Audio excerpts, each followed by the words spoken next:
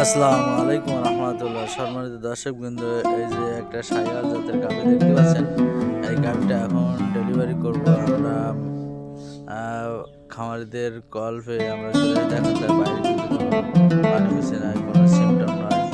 এখন কিন্তু এই গাভীটা সম্পূর্ণ যে বাচ্চা দেবে কোনো তার লক্ষণ বা নাই। এখন দেখেন আমি 1 থেকে 1.5 মিনিটের ভিতরে ইনশাল্লাহ ডেলিভারি সম্পূর্ণ করব এবং মা বাচ্চা উভয় সুস্থ ভাবে ইনশাল্লাহ ডেলিভারি সম্পূর্ণ হবে সেই মহান আল্লাহ রাব্বুল আলামিনের কৃপায় বা ইচ্ছায়।